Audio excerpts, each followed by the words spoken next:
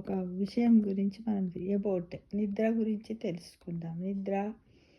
మనం చాలామంది ఏమంటాం, నిద్ర పడతలేదంటే ఏమున్నది, పడుకునే ముందు ఒక గంట సేపు ఏదైనా బుక్ చదివితే నిద్ర పడుతుంది, ఎందుకు పట్టదు అని అంటాం. అయితే చదివితే నిద్ర ఎందుకు వస్తుంది అనే విషయం గురించి మనం తెలుసుకుందాం ఫ్రెండ్స్.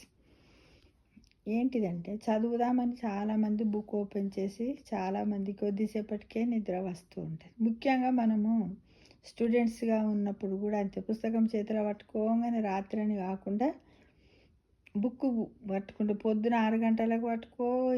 ఏంటి, స్కూల్లో కూడా అప్పుడప్పుడు చాలామంది పిల్లలు సార్ పాఠం చెప్తుంటే పుస్తకం చూసుకుంటారు, 2 సార్లు చదివి నిద్రపోతుంటారు. ఇలా చాలా చోట్ల మనం చూస్తుంటాం. బస్సులో వెళ్ళేటప్పుడు పేపర్ చదువుకుంటూ కళ్ళు మూస్తారు. ఇంకెప్పుడైనా మన ఇంట్లో పారాయణం చేస్తున్నటువంటి పెద్ద మనుషులైనా సరే కళ్ళు మూస్తూ ఉంటారు. మనం కూడా బుక్ చదువుతున్నప్పుడు మామూలుగా బుక్ పట్టుకుంటూ బుక్ అట పడిపోతే మనం ఇటు పడిపోయి, ఇలా ఎందుకు, అసలు చదివితే నిద్ర ఎందుకు వస్తుంది అనే దాని గురించి మనం ఈరోజు తెలుసుకుందాం. చదువుకుందామని బుక్ ఓపెన్ చేసి చాలామందికి కొద్దిసేపటికే నిద్ర వస్తూ ఉంటుంది అనే విషయం మనం చూసాం, ఎన్నో ఉదాహరణలతో ఎగ్జాంపుల్ ఇస్తాం. అయితే ఇలా జరగడానికి అనేక కారణాలు ఉన్నాయి. చదివేటప్పుడు నిద్ర రావడం అనేది మనం ఏ భంగిమలో కూర్చున్నాం, ఎంతసేపటి నుంచి చదువుతున్నాం అనే అంశాలపై ఆధారపడి ఉంటుందట. చదివేటప్పుడు శరీరం కదలికలు తక్కువగా ఉండటం వల్ల కండరాలకు రక్త ప్రసరణ తగ్గుతుందంట, ప్రెషర్తో ఉండదట. దీంతో శరీరంలోని జీవకణాల్లో దహన చర్య మందగించి లాక్టిక్ యాసిడ్ రిలీజ్ అవుతుందంట.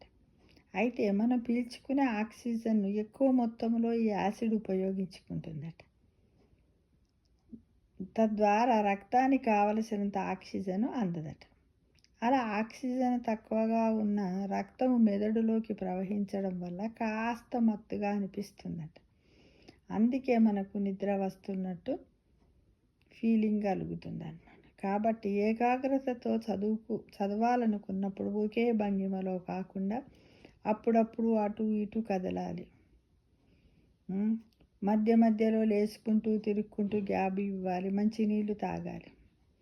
ఇవి అయితే మేము కూడా ఎగ్జామ్స్ అప్పుడు చాలాసార్లు చదువుకునే రోజుల్లో నైట్కి ఊకొక చోట చదవకపోయేవాళ్ళం. ఇంట్లో చదువుతుంటే ఇంట్లో నుంచి అందరు వండుకున్నాక అదంతా అయిపోయిన తర్వాత ఇంటి ముందు కూర్చొని, కానీ ఇంటి వెనకాల ప్లేస్ ఉంటే ఒక చైర్ వేసుకొని కూర్చొని ఈ విధంగా మంచిగా చదువుకునేవాళ్ళం. నడుచుకుంటూ బాగా నిద్ర వచ్చినప్పుడు లేచి అటు ఇటు నడుచుకుంటూ చేసేవాళ్ళం. బాగా నిద్ర వచ్చినప్పుడు ఇంకేంటంటే బొమ్మలు వేసేవాళ్ళం. ఈ విధంగా కొద్దిసేపు ఒక 5-10 నిమిషాలు మనం గ్యాప్ ఇచ్చినట్టయితే మళ్ళీ మన బ్రెయిన్ ఫ్రెష్ అవుతుంది. అప్పుడు మన బ్రెయిన్కి కావలసినంత ఆక్సిజన్ అందుతుంది అన్నమాట. అందడం వల్ల మనం నిద్రను కోల్పోయి మళ్ళీ ఫ్రెష్ అయ్యి మళ్ళీ చదువుతాం. ఈ విధంగా ఇన్ని కారణాలు ఉన్నాయంట.